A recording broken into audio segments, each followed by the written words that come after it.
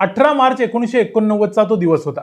दिल्लीमध्ये भारताच्या Indian एअरफोर्सचा air power show म्हणजे जी प्रात्यक्षिकं हवेत दाखवतात तसा एक कार्यक्रम चालू होता आणि त्या कार्यक्रमाला भारताचे पंतप्रधान राजीव गांधी उपस्थित होते.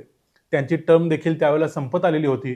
लवकरच देशात सार्वत्रिक निवडणुका होणार होत्या आणि काँग्रेस सत्तेतून बाहेर पडणार हे राजीव गांधींना देखील कळून चुकलेलं होतं. बोफोर्सच्या मुद्द्यावर, राम जन्मभूमीच्या मुद्द्यावर ते चांगलेच अडकलेले होते. त्यावेळेला पाकिस्तानमधून अशा बातम्या येत होत्या की पाकिस्तान अणुबॉम्ब बनवायच्या अगदी जवळ येऊन पोहोचलेला आहे. पण भारताचा अण्वस्त्र कार्यक्रम मात्र 1974ला इंदिरा गांधींनी चाचणी केल्यानंतर तसाच अडकलेला होता आणि त्यानंतर त्याला कोणी हात देखील घातला नव्हता. हा एअर पॉवर शो बघायला आलेले पंतप्रधान राजीव गांधींनी भारताचे तेव्हाचे डिफेन्स सेक्रेटरी असलेल्या नरेश चंद्रांना बाजूला बोलवलं आणि ते त्यांना घेऊन एका कोपऱ्यात गेले. तिथे त्यांनी नरेश चंद्रांना विचारलं की भारताचा अण्वस्त्र कार्यक्रमाचं स्टेटस काय आहे. त्यावेळी नरेश चंद्रांनी सांगितलं की हा कार्यक्रम पूर्णपणे थांबलेला आहे. कुठल्याही पंतप्रधानानं नेत्यानं आजपर्यंत त्याच्याबद्दल कोणता डिसिजनच घेतला नाही. त्या दिवशी राजीव गांधींनी त्यांना सांगितलं की हा प्रोग्राम आपण पुन्हा चालू करायचा आणि अण्वस्त्र सज्ज व्हायचं. त्यानंतर पुढच्या काही दिवसात काही सिक्रेट मीटिंग्स घेतल्या गेल्या ज्यामध्ये डिफेन्स सेक्रेटरी नरेश चंद्रा, भारताचे पंतप्रधान राजीव गांधी, त्याचबरोबर DRDOचे प्रमुख Arunachalam, scientist APJ Abdul Kalam, PK Iyengar, R Chidambaram, Anil Kakodkar, M Balachandran, K Santhanam असे काही वैज्ञानिक होते. या अत्यंत सिक्रेट अशा 8-10 जणांच्या ग्रुपलाच माहिती होतं की भारत आपला अण्वस्त्र निर्मितीचा कार्यक्रम पुन्हा सुरू करतोय. पण ही तर फक्त सुरुवात होती. पुढच्या काळात अनेक पंतप्रधान बदलले, राजीव गांधींची हत्या झाली, अनेक अधिकारी देखील बदलले. अमेरिकेची आणि CIAची भारतावर करडी नजर होती. एक छोटीशी चूक देखील संपूर्ण कार्यक्रम विस्कटवून लावू शकली असती. पण 1989 पासून पुढे 1998 पर्यंत 9 वर्ष भारताने आपला हा कार्यक्रम कसा डेव्हलप केला, भारत कसा अण्वस्त्र सज्ज राष्ट्र बनला, ही स्टोरी बघूया आजच्या या व्हिडिओमध्ये. मी आहे रणजित यादव आणि तुम्ही पाहताय द मराठी बाणा. अमेरिकेनं हिरोशिमा आणि नागासाकी या 2 शहरांवरती अणुबॉम्ब टाकला आणि जगाला अण्वस्त्रांची ताकद काय असती हे दाखवून दिलं आणि दुसरं महायुद्ध देखील त्यानंतर संपलं. त्यानंतर रशिया, UK, फ्रान्स या राष्ट्रांनी देखील अणुबॉम्ब बनवले. 1964 साली चीननं देखील अणुबॉम्ब बनवला आणि भारतावर प्रेशर क्रिएट झालं. तोपर्यंत जवाहरलाल नेहरू यांनी होमी जहांगीर भाभा यांच्या मदतीनं अण्वस्त्र बनवण्यासाठी नाही पण किमान अणुऊर्जेचा वापर करण्यासाठी भारतात या प्रक्रियेची सुरुवात केलेली होती. इंदिरा गांधी 1966ला पंतप्रधान झाल्यानंतर या सगळ्या कार्यक्रमाला थोडा वेग आला आणि भारत अण्वस्त्र बनवण्याच्या दिशेने पावलं टाकायला लागला. त्या अंतर्गत 18 मे 1974ला भारतानं राजस्थानच्या पोखरण रेंजमध्ये अणुचाचणी केली जी यशस्वी झाली. पण भारतानं यावेळेला जगाला सांगितलं होतं की अणुचाचणी जी आम्ही करतोय ती अणुबॉम्ब निर्माण करण्यासाठी नव्हे तर शांततावादी कार्यक्रमासाठी. पण तरीही अमेरिकेनं यावेळी भारतावर सँक्शन्स लादले आणि त्यानंतर मोरारजी देसाई यांच्या काळात हा कार्यक्रम पूर्णपणे थंड पडला. इंदिरा गांधी पुन्हा सत्तेत आल्या पण त्या काळात देखील हा प्रोजेक्ट थंडाच राहिला. पुढे राजीव गांधींची 5 वर्ष संपत आली तरी देखील कोणीही या कार्यक्रमाला हात घालायचं धाडस केलं नाही. पण अखेर राजीव गांधींची टर्म संपता संपता या गोष्टीची सुरुवात 1989ला झाली. अनेक वेळेला आपल्याला असं सांगितलं जातं की नरसिंह राव यांनी हा कार्यक्रम चालू केला पण प्रत्यक्षात तसं नसून नरसिंह राव यांच्या काळात म्हणजे 90 ते 95च्या काळात भारताचा अणुबॉम्ब टेस्टसाठी रेडी होता. फक्त तो निर्णय मात्र कुणीच घेतला नाही जो पुढे वाजपेयींनी घेतला. कुठलाही प्रोजेक्ट असेल तर त्यासाठी लाखो करोडो रुपयांची गरज असते आणि सरकार दरबारी जर तुम्ही एखाद्या गोष्टीसाठी पैसे काढत असताल तर त्याचं ऑडिट अनेक वेळा केलं जातं, त्याच्याबद्दलचं रेकॉर्ड मेंटेन करावं लागतं, वेगवेगळ्या ऑथॉरिटीज करून ते ऑडिट केलं जातं. तुम्हाला त्या पर्टिक्युलर हेड खाली ते पैसे दाखवावे लागतात, खर्च दाखवावा लागतो. पण या न्यूक्लिअर प्रोग्रामला एवढं सिक्रेट ठेवलं गेलं होतं की पंतप्रधान कार्यालयाच्या ऑफिसमध्ये म्हणजे PMO मध्ये एक साधा चिटोरा देखील याबद्दलचा तुम्हाला आजही सापडणार नाही ज्यावर या कार्यक्रमाची कोणतीही माहिती असेल किंवा कुठला तरी डेटा लिहिलेला असेल. त्यामुळे कुठल्याही कॅबिनेट मीटिंगमध्ये याची चर्चा झाली नाही, कुठल्याही न्यूजपेपरमध्ये याच्याबद्दलचं आर्टिकल आलं नाही. मग पैशाची व्यवस्था कशी करायची हा प्रश्न सरकारसमोर नरेश चंद्रा यांच्या समोर होता आणि मी तुम्हाला म्हटलं तसं या मधल्या काळात अनेक सरकारं बदलत गेली. राजीव गांधींच्या नंतर VP सिंग, त्यांच्यानंतर चंद्रशेखर, नरसिंह राव, इंद्रकुमार गुजराल, HD देवेगौडा, वाजपेयी अनेक पंतप्रधान झाले पण कोणत्याही पंतप्रधानाच्या काळात या कार्यक्रमाला कुणीही अडवलं नाही. विज्ञान आणि तंत्रज्ञानाच्या विकासासाठी प्लॅनिंग कमिशनच्या खर्चामध्ये बजेटमध्ये हा खर्च दाखवला गेला. जेव्हा जेव्हा पैसे काढायची वेळ येई त्या वेळेला फायनान्स सेक्रेटरी, फायनान्स मिनिस्टर एकही प्रश्न न विचारता हातात पैसे ठेवत असे. म्हणजे या व्यक्तींना, या वैज्ञानिकांना पैसे लागणार आहेत कशासाठी हे विचारायचं नाही, असा हा नियमच त्यावेळेला झालेला होता. आता हा न्यूक्लिअर बॉम्ब बनवला गेला तो BARC मध्ये, म्हणजे भाभा ॲटॉमिक रिसर्च सेंटरमध्ये, मुंबईमध्ये. आणि त्याची टेस्ट करायचं ठिकाण ठरलं होतं ते राजस्थान मधलं पोखरण. आणि या ठिकाणी भारताची जी अगोदरची अणुचाचणी झाली होती 1974 सालची, ती देखील पोखरण याच ठिकाणी झालेली असल्यामुळं पोखरण हे ठिकाण अमेरिकेच्या रडारवर होतं. म्हणजे अमेरिका तिथं लक्ष ठेवून होती, ती सॅटेलाइट मधून कायम ते बघत असायची की तिथं काय हालचाल होते काय. राजस्थान मधल्या थरच्या वाळवंटात जैसलमेर जिल्ह्यात हे गाव आहे. या संपूर्ण कार्यक्रमामध्ये जे सैन्यातले महत्वाचे अधिकारी सामील होते त्यांना आणि या कार्यक्रमामध्ये असलेल्या वैज्ञानिकांना सोडून कुठल्याही तिसऱ्या व्यक्तीला माहिती नव्हतं की नेमकं आपण पोखरणमध्ये जाऊन काय करतोय. काहीतरी एक महत्वाचा प्रोजेक्ट आहे आणि एवढीच माहिती प्रत्येकाला होती. प्रोजेक्ट काय आहे, ते प्रोजेक्टमध्ये काय होणार आहे हे कुणालाच माहिती नव्हतं. भारताचे वैज्ञानिक कुठे जातात, काय करतात याच्यावरती CIA किंवा पाकिस्तानच्या ISI देखील नजर असायची.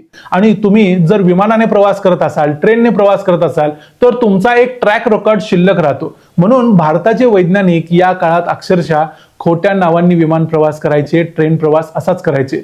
स्वतः अनिल काकोडकरांनी शेखर गुप्तांना दिलेल्या एका वॉक द टॉक इंटरव्ह्यू मध्ये हे सांगितलं होतं की कधी कधी त्यांना भीती वाटायची की खोट्या नावाने प्रवास करताना त्यांना तिथले लोकल पोलीस अटक करतील. डॉक्टर APJ अब्दुल कलाम यांचं या काळातलं नाव होतं मेजर जनरल पृथ्वीराज.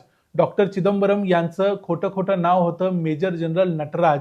आणि डॉक्टर काकोडकरांचं नाव होतं मिस्टर राव. खोट्या नावानं प्रवास करताना एक जरी सायंटिस्ट कधी सापडला असता, मग तो कुठल्याही गावात सापडला असता आणि त्याची बातमी जर पेपरला आली असती तर या संपूर्ण कार्यक्रमाचं बिंग फुटलं असतं. कारण भारताचा अणुवैज्ञानिक जर खोट्या नावाने प्रवास करत असेल तर तो कशासाठी हा प्रवास करतोय हे न कळण्या इतकी CIA काही दूधखुळी नव्हती. हे सगळे वैज्ञानिक जेव्हा जेव्हा पोखरणला जायचे त्यावेळेला ते मिलिटरी युनिफॉर्म मध्ये जायचे. त्यामुळे तिथं असलेल्या सैन्यातल्या कित्येक लोकांना माहिती नसायचं की हे सायंटिस्ट आहेत की दुसऱ्या कुठल्या तरी तुकडीतले कमांडर आहेत. तुम्ही APJ अब्दुल कलामांचे असे काही फोटो बघितले असतील ज्यामध्ये ते मिलिटरी युनिफॉर्म मध्ये दिसतात. असं फिरण्याचं कारणच होतं की सॅटेलाइट मधून या ठिकाणाचे जेव्हा फोटो घेतले जातील तेव्हा या पोखरणच्या रेंजमध्ये मिलिटरीचे लोक सोडून सिव्हिलियन्स दिसता कामा नयेत. तसे जर दिसले तर त्याचा अर्थ अमेरिका जो काढायचा तो काढेल आणि त्याच्यावरती जास्त सर्व्हेलन्स वाढवेल. तुम्हाला देखील हा प्रश्न पडला असेल की प्रत्येक वेळेला अमेरिकेला एवढं घाबरायची गरज काय.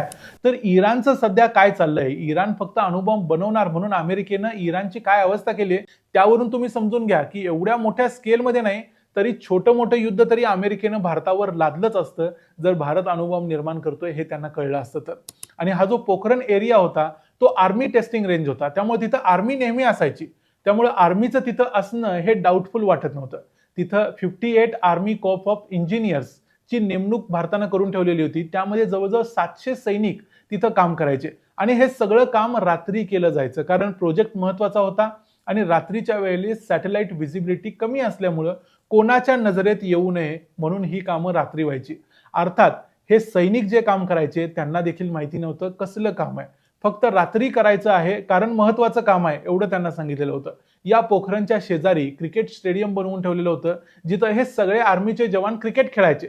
त्यामुळं इथं काहीतरी डाऊटफुल आहे असं कुणाला वाटत नव्हतं. वाटत होतं की सैनिक आपल्या रिकाम्या वेळात क्रिकेट खेळतात, म्हणजे हे सगळं नॉर्मल काही चालू आहे. या ठिकाणी जमिनीमध्ये एक मोठा विहिरीसारखा खड्डा खणलेला होता ज्याला शाफ्ट म्हणतात, ज्यामध्ये अणुचाचणी जमिनीखाली होणार होती. ती दिसू नये म्हणून मग त्याच्यावर मातीच्याच कलरचं एक जाळं टाकलं होतं ज्याला कॅमोफ्लॅज नेट असं म्हणतात. आकाशातून बघितलं तर सरळ सरळ जमीन दिसणार होती, म्हणजे थळचं वाळवंट दिसणार होतं. प्रत्यक्षात तिथं खाली खड्डा खणलेला होता. मग या खड्ड्यातून काढलेल्या मातीचं काय करायचं, तर वाळवंटात ज्या सँड ड्यून्स असतात, म्हणजे असे जे वाऱ्यामुळे जे आकार पडतात ना, तशा पद्धतीचे आकार या मिलिटरीच्या सैनिकांनी खोटे खोटे बनवून ठेवले होते. त्यामुळे असं वाटू नये की खड्डा खणला आणि माती काढून बाहेर ठेवलेली आहे. इतकी सावधगिरी या संपूर्ण प्रोजेक्टमध्ये बाळगलेली होती. पोखरणमध्ये जी अणुचाचणी होणार होती ती अणुचाचणी करण्यासाठी संपूर्ण तयारी 1995 पर्यंत पूर्ण झालेली होती. पण त्यानंतर भारतात आलेली सगळी सरकारं अस्थिर होती. अर्थात वाजपेयींचं 13 दिवसांचं सरकार आलं, त्यानंतर देवेगौडा, इंद्रकुमार गुजराल यांची सरकार आली. ही सगळी अस्थिर सरकार होती आणि त्यातल्या कुणीही न्यूक्लिअर टेस्ट करायचा निर्णय घेतला नाही. त्यामुळे अखेर 1998 मध्ये पुन्हा एकदा अटल बिहारी वाजपेयी भारताचे पंतप्रधान झाले. वाजपेयी यांनी ठरवलं की हे शिवधनुष्य आपणच उचलायचं आणि त्यासाठी पुढे जे परिणाम होतील ते होतील, त्याची पर्वा करायची नाही.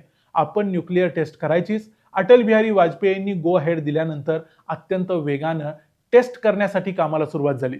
मुंबईत BARC मध्ये जो बॉम्ब बनवलेला होता तो बॉम्ब मुंबई विमानतळावरून जैसलमेर विमानतळावर विमानाने आणला गेला.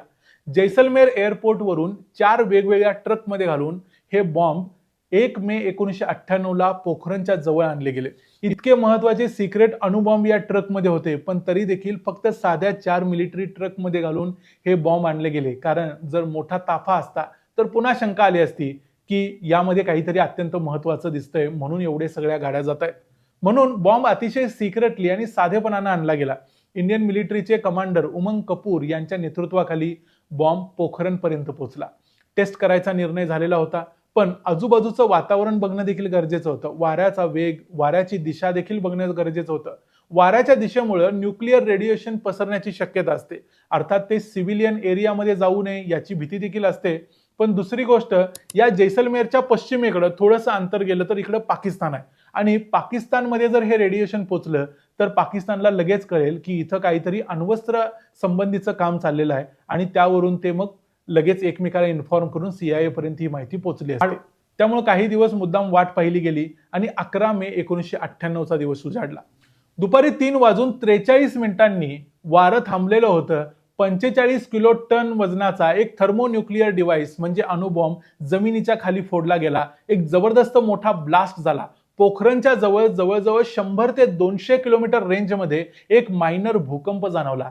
त्या दिवशी 2 ब्लास्ट केले गेले. पुढे 13 मेला आणखी 2 एक्सपेरिमेंटल डिव्हाइस आणले, त्याचे ब्लास्ट केले. 11 मे 1998 ला भारताचे पंतप्रधान अटल बिहारी वाजपेयी यांनी दिल्लीतून पत्रकार परिषद घेऊन अतिशय अभिमानाने हे जाहीर केलं की भारतानं अणुबॉम्ब बनवलेला आहे आणि आमच्या शास्त्रज्ञांनी हे स्वतःच्या जीवावर करून दाखवलंय. कुठलीही टेक्नॉलॉजी आयात करून आम्ही हे केलं नाही.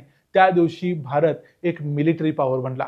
त्या अगोदर भारताकडे किती सैन्य आहे या गोष्टीचा खूप मोठा फरक पडत नव्हता, पण ज्या दिवशी भारताकडे अणुबॉम्ब आला त्या दिवशी भारताला सगळ्या जगानं सिरियस घेतलं. अमेरिकेनं भारतावर टीका केली. जसं आता इराणची परिस्थिती आहे, इराणवरती सँक्शन्स लावले जात आहेत, रशियावर सँक्शन्स लावले जात आहेत, तसेच सँक्शन्स भारतावर देखील लावले गेले.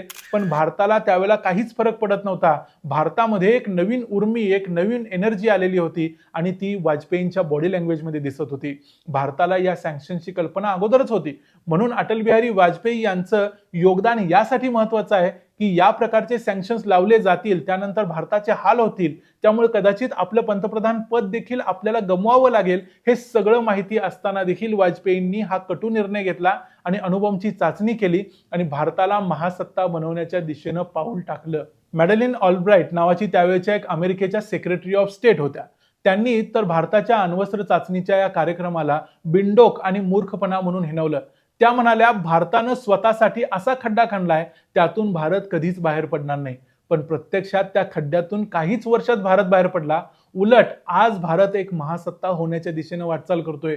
भारत एक तिसऱ्या जगातला देश राहिला नाही. ही गोष्ट पाहून त्यांना आपल्या अदूरदृष्टीची कल्पना नंतर आलेलीच असेल. अर्थात आता 2026 मध्ये त्या हयात नाहीत, पण 2022 मध्ये त्यांचा मृत्यू झाला तेव्हापर्यंत भारतानं चांगलीच मजल मारलेली होती. पण बिल क्लिंटन मात्र आज हयात आहेत. त्यांनी देखील भारतावर टीका केलेली होती. नेहरूंनी केलेलं बीजारोपण, इंदिरा गांधींनी घेतलेली कणखर भूमिका, पुन्हा एकदा राजीव गांधींनी केलेली नव्यानं सुरुवात आणि भारताच्या त्यानंतरच्या प्रत्येक पंतप्रधानानं आपलं राष्ट्राचं हित आपल्या डोळ्यांसमोर ठेवून सिक्रेसी मेंटेन करत अतिशय डिप्लोमॅटिकली आपलं राजकारण एका बाजूला चालवत दुसऱ्या बाजूला देशाचं हित ठेवून सगळ्या प्रकरणातून, सगळ्या परिस्थितीतून मार्ग काढला. या प्रत्येकाचं कौतुक करावं तेवढं कमीच आहे. पण सगळ्यात जास्त कौतुकास पात्र आहेत ते अर्थातच भारताचे पंतप्रधान अटल बिहारी वाजपेयी, ज्यांनी हा निर्णय घेतला आणि भारताला एक दुय्यम तिय्यम राष्ट्र असणाऱ्यांच्या लिस्टमधून बाहेर काढलं. त्याबद्दल त्यांचे आभार मानावे तितके कमी आहेत. याशिवाय भारताचे ते सर्व सायंटिस्ट, ज्यांनी एक सायंटिस्ट असून देखील जणू एखादा सिक्रेट सर्व्हिस एजंट प्रमाणे ते आयुष्य जगले, एखाद्या CIA सारख्या संस्थेला त्यांनी व्यवस्थितपणे डॉज दिला, त्यासाठी त्यांचं अभिनंदन केलं पाहिजे. कारण ते काही सिक्रेट सर्व्हिस रॉचे अधिकारी नव्हते, ते साधे वैज्ञानिक होते. पण या वैज्ञानिकांनी देखील केवढं मोठं उपकार या देशावरती करून ठेवलेले आहेत. या वैज्ञानिकांचे हे उपकार भारत कधीही विसरणार नाही. आंतरराष्ट्रीय राजकारणाचे अभ्यासक स्टीफन कोहेन यांना नंतर जेव्हा पत्रकारांनी एक प्रश्न विचारला की भारत अणुबॉम्बची चाचणी करतोय ही गोष्ट CIA ला कळली कशी काय नाही, त्यावेळेला ते चेष्टेने असं म्हणाले की CIA प्रत्येक क्लासिफाईड सिक्रेट असलेली फाईल वाचण्यामध्ये हुशार आहे. म्हणजे ज्या गोष्टी झाकलेल्या असतात, उघडपणे सांगितल्या जात नाहीत, त्या सगळ्या CIA वाचते. पण ज्या डायरेक्टली सांगितल्या जातात, उघडपणे लिहिल्या जातात, त्यावर त्यांचा विश्वास बसत नाही. आणि खरं तर आम्ही सत्तेत आलो तर आम्ही अणुचाचणी करणार असं भारतीय जनता पक्षानं त्यांच्या 1998च्या निवडणुकीच्या जाहीरनाम्यात लिहिलेलं होतं. आणि हा जाहीरनामा वाचणं गरजेचं CIA ला वाटलं नाही आणि म्हणून त्यांनी कदाचित त्यावर विश्वास ठेवला नाही. त्यांना वाटलं असेल अशी एखादी महत्त्वाची गोष्ट कोण आपल्या जाहीरनाम्यात लिहितंय, म्हणून त्यांनी त्याच्याकडे कानाडोळा केला आणि भारतानं त्याचा व्यवस्थित फायदा घेऊन ही अणुचाचणी यशस्वी केली. परत एकदा थँक्स टू अटल बिहारी वाजपेयी, कारण हा निर्णय अतिशय अवघड होता. आणि त्यानंतर लगेचच बघा पुढच्या 2च आठवड्यात पाकिस्ताननं अणुबॉम्ब बनवला आणि त्याची चाचणी केली. म्हणजे पाकिस्तानचा अणुबॉम्ब ऑलरेडी तयार होता, फक्त ते भारतानं तयार करायची वाट बघत होते. भारतानं जर अणुबॉम्ब बनवला नसता तर आज जागतिक राजकारणात आपल्याला कोणीही येऊन टपली मारून गेला असता. आज इराणचे जे हाल चाललेत ते बघितल्यानंतर या संपूर्ण परिस्थितीची प्रकर्षानं मला जाणीव झाली. या संपूर्ण प्रकरणाबद्दल, भारताच्या या सगळ्या वैज्ञानिकांच्या योगदानाबद्दल, भारताच्या सगळ्या पंतप्रधानांच्या, सर्वपक्षीय पंतप्रधानांच्या नेत्यांच्या बद्दल, अटल बिहारी वाजपेयींच्या या योगदानाबद्दल तुमचं काय मत आहे? तुम्हाला काय वाटतं? तुमचं या एकूण परिस्थितीबद्दल, भारतानं जसं हे सगळं हाताळलं त्याबद्दल जे मत आहे ते कमेंट्समध्ये जरूर सांगा. याबद्दल 2 वाक्य जरूर तुमच्या वतीनं या ठिकाणी लिहा. हा व्हिडिओ जर आवडला असेल तर या व्हिडिओला लाईक करा. अशा पद्धतीचे आणखी काही एक्सप्लेनर व्हिडिओज आम्ही करावेत असं वाटत असेल तर तुम्हाला कोणत्या विषयाबद्दल जाणून घ्यायचं आहे ते विषय देखील आम्हाला कमेंट्समध्ये सांगा. थोडक्यात आम्ही त्यावरती जास्तीत जास्त व्यवस्थित डिटेल्ड व्हिडिओ करू. पुन्हा भेटू पुढच्या व्हिडिओमध्ये. तोपर्यंत पाहत राहा द मराठी बाणा. जय हिंद, जय महाराष्ट्र.